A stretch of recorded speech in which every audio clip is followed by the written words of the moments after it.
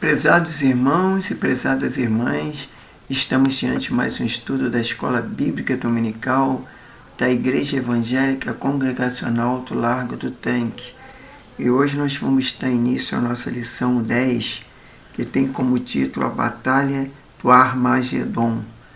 Bom, mas antes de começarmos nosso estudo online, vamos dirigir a Deus em oração pedindo a sua bênção. Querido Deus, eterno Pai Celestial, nós queremos te louvar, te agradecer, queremos te exaltar porque o Senhor é digno de todo louvor, toda honra, toda glória e toda adoração.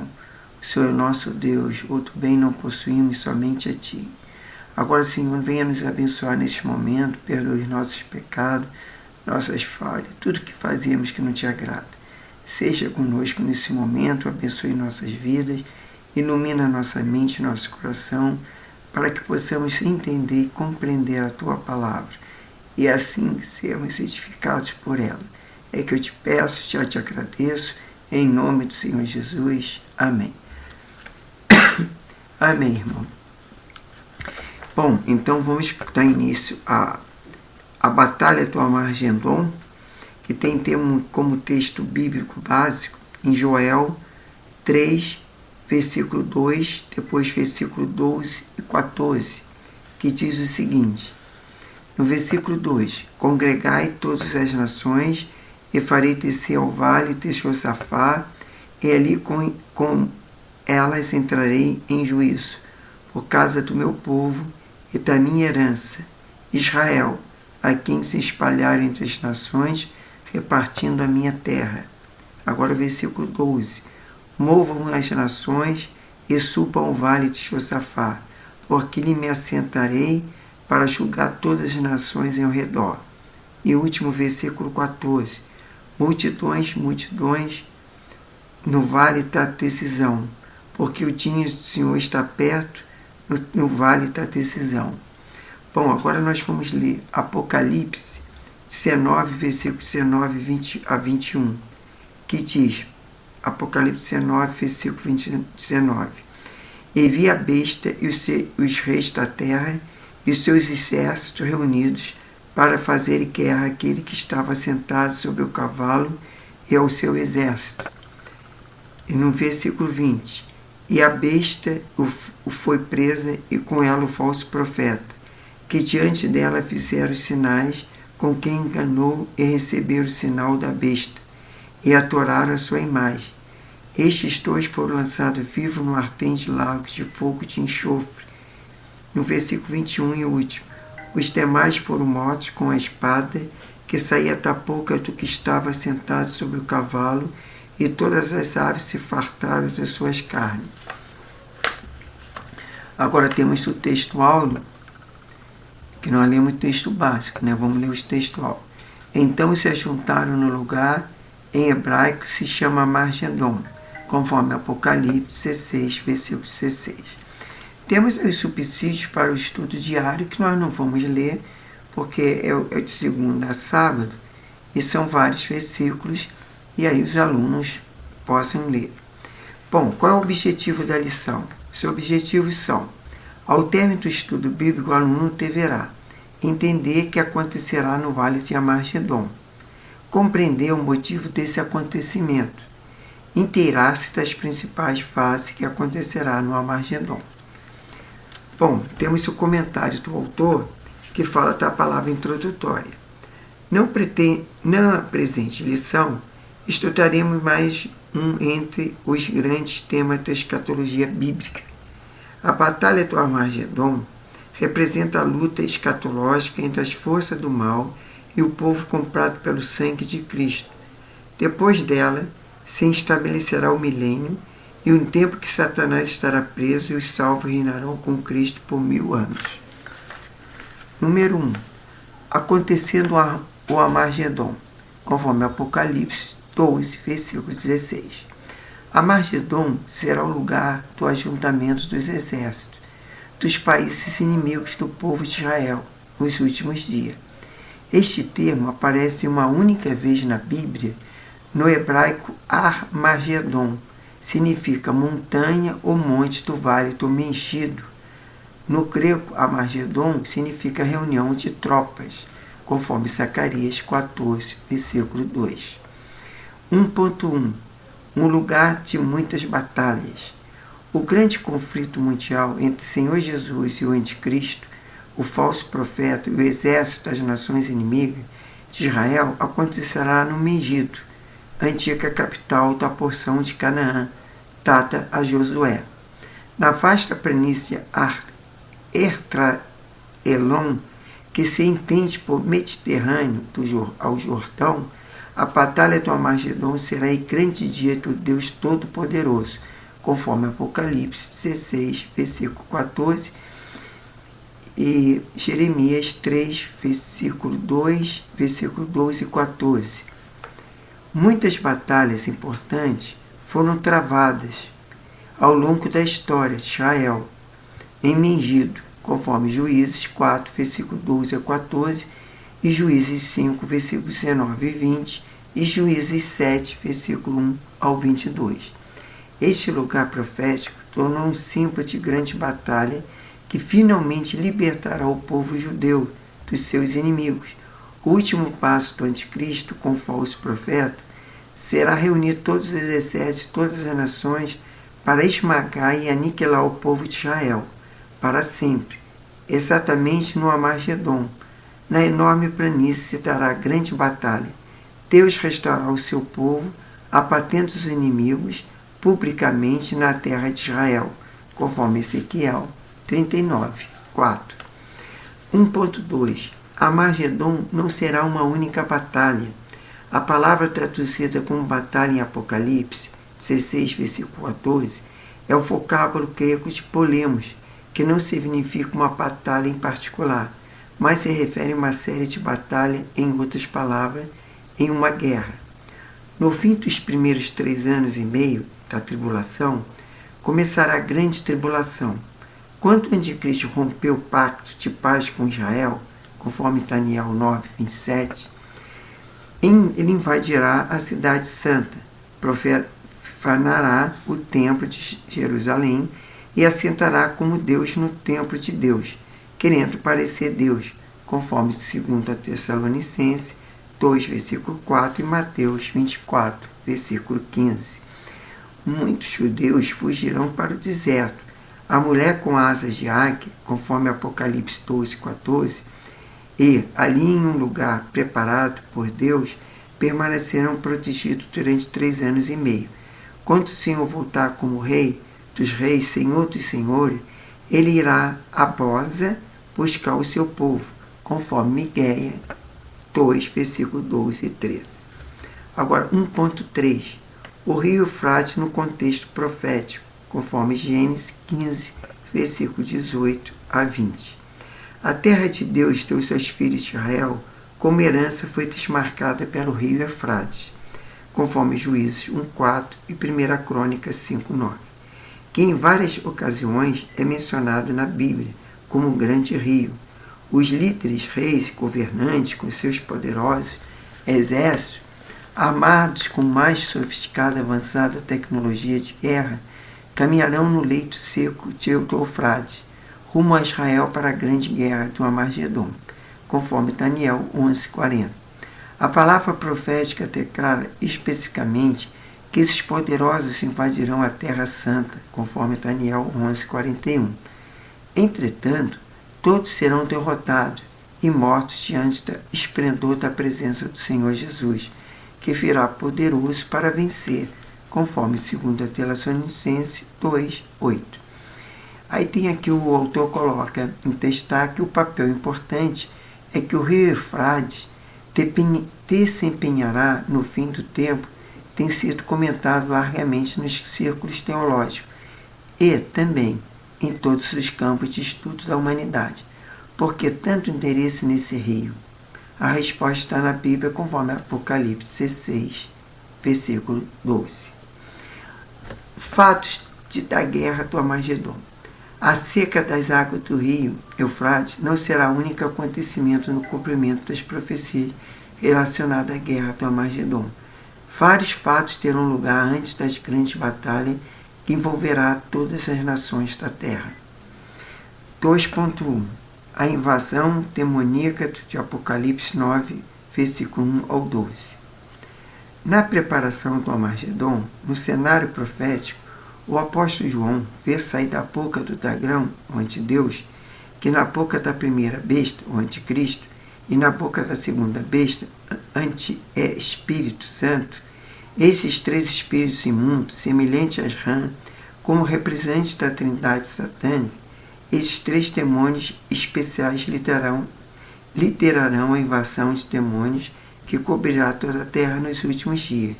Eles serão conhecidos no mundo inteiro pelo poder que manifestarão, realizando grandes sinais, maravilhas e prodígios, conforme Apocalipse 16, 13. A principal missão desses três demônios é ir ao encontro dos reis, líderes e governantes em todo o mundo para congregá-los à guerra do Armagedon, conforme Apocalipse 16, 14. 2.2 Quem participará da campanha do Armagedon?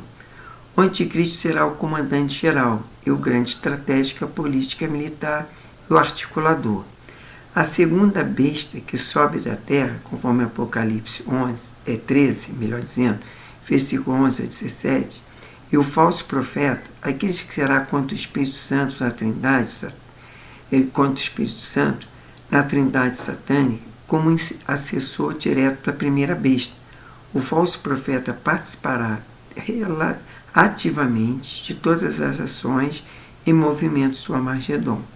O povo de Israel exercerá um papel muito importante nesse evento. O Senhor Jesus, cavalcando com um cavalo branco, verá com seus poderosos anjos, conforme Judas 14:15, em marcha de guerra, comandando os exércitos celestiais, acompanhado dos santos que compõem a igreja, e a noiva do Cordeiro, todos participarão diretamente da guerra do Armagedon, quanto as tropas das nações inimigas de Israel serão consumidas, conforme Apocalipse 19, 11, 21. Quer dizer, a igreja que vai subir com Cristo, ela vai batalhar no Armagedon em favor de Cristo, e somos mais que vencedores em Cristo Jesus. 2.3 Quando começará a guerra? O tempo do fim estabelecido na Escritura começa com a vinda de Cristo para arrebatar a igreja. A partir desse evento tem início a tribulação, com o surgimento do anticristo oferecendo paz, segurança e prosperidade falsa. Na metade da semana profética, predita por Daniel, o anticristo romperá o pacto de paz estabelecido com Israel, e então começará a grande tribulação, conforme Daniel 9, 27. Após 3 anos e meio, nos dias finais da grande tribulação, começará a guerra do Armagedon, conforme Daniel 7, 25 a 27. Número 3. Por que haverá guerra no Armagedon? 3.1 Israel, o povo de Deus, escolheu. Êxodo 19, versículos 5 e 6. Uma das mais fortes razões para que a guerra do Armagedon aconteça é a existência da nação de Israel. Segundo a Bíblia, o Armagedon será uma guerra literal e, ao mesmo tempo, um fato, um acontecimento de muita importância no panorama profético das nações da terra. Os judeus serão alvo do anticristo e dos povos que ajuntarão com ele na grande batalha. Entre parênteses, é porque o Israel é o povo escolhido de Deus. Então o anticristo, Satanás, tem raiva. Ele quer sempre destruir Israel. Então vamos lá. Israel está no centro da política mundial, que é verdade também, controlando a maior parte das finanças e dos meios de comunicação do mundo. Um compromisso de Deus na proteção de Israel, como nação, entre outros, é combustível suficiente para ter a flagração da guerra do Armagedon. 3.2 Um lugar estratégico. Deus prometeu dar uma terra para os judeus, conforme Gênesis 12, versículo 1 a 3. A promessa feita a Abraão foi repetida às vezes em ocasiões especiais, nos acontecimentos solenes do povo de Israel. Bom, o autor coloca aqui E num quadrinho separado, as profecias indicam claramente a importância das nações que formam o Oriente Médio, com destaque especial para Israel. Conforme 1 Pedro 4,7, a maior concentração de bacias petrolíferas do mundo está no Oriente Médio, que produz 40% da produção mundial. Então, antes de mesmo que o povo fosse formado e conhecido como nação, a promessa foi feita e cumpriu literalmente. Várias passagens bíblicas registram essas promessas, detalhando a localização e a qualidade, os terrenos e a bênção naturais advindo dessa terra. 3.3 Jerusalém, cidade amada do Senhor. Várias passagens bíblicas registraram uma profunda e santa relação de Deus com Jerusalém. Conforme Salmos 87, versículo 1 ao 3. Ela é a cidade que escolheu para ser santuário sacerdotal dos povos da terra de Sião. Outro nome de Jerusalém é sua cidade especial, sua joia e o lugar de sua habitação, conforme Salmos 132, versículo 13. Enquanto Deus ama Jerusalém, o diabo odeia e faz tudo para que ela seja destruída. É como eu falei, o diabo não gosta de Israel porque Israel é o povo de Deus, é o povo que foi escolhido por Deus como centro de todas as nações. Então, enquanto Deus ama Jerusalém, o diabo odeia e faz tudo para que ele seja destruído, certo? O alvo principal do anticristo, com as tropas das nações inimigas de Israel, na guerra do Armagedon, será a destruição total de Jerusalém, a cidade do rei. Deus a defenderá e protegerá, conforme Salmos 48, 1, 3 e versículo 8, e Zacarias 12, versículo 3. Agora, partindo para o número 4. Principais passos do Armagedon. Os acontecimentos mundiais em todos os campos anunciam que estamos chegando ao fim. Os sinais proféticos preditos pelo Senhor Jesus vêm se cumprindo literalmente, conforme Mateus 24, 1 ao 14. 4.1. Primeiro passo acerca do rio Eufrates. Os preparativos para a campanha do Armagedon começaram a tomar vulto, chamando a atenção do mundo para a seca nas águas do grande Eufrates. Quanto mais aproximamos do fim, mais os grandes acontecimentos mundiais têm como palco o Oriente Médio. Localizado no Iraque, o rio Eufrates terá um papel muito importante na escalada da guerra do Armagedon. Observe que a seca ocorrerá no Eufrates será literal, conforme Apocalipse 16, 12. 4.2. Segundo passo, o ajuntamento dos exércitos. Todos os exércitos do mundo, aliados com o anticristo, os reis do Oriente e as nações inimigas de Israel, se ajuntarão na maior campanha bélico-militar de todos os tempos. O anticristo proclamará os seus exércitos, são invencíveis e absolutamente nada poderá impedir sua vitória, esmagadora, espetacular e total. Quer dizer, o anticristo proclamará que seus exércitos são invencíveis. Quer dizer, ele vai proclamar isso, mas na verdade não é. Que nada pode impedir a sua vitória. Quer dizer, engano deles. Que ele vai enganar muitos reis, governadores, que vão botar os seus exércitos para lutar contra Israel. No 4.4, quarto passo, a segunda vinda triunfal de Cristo.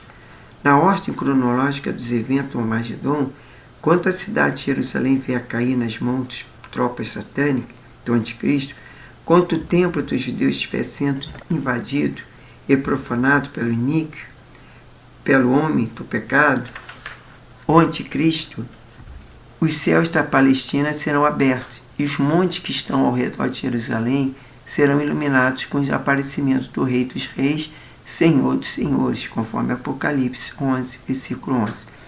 Ele voltará e pisará no Monte das Oliveiras, conforme Zacarias 14, 3, 4. 4.5. Quinto passo, o resgate de Jerusalém.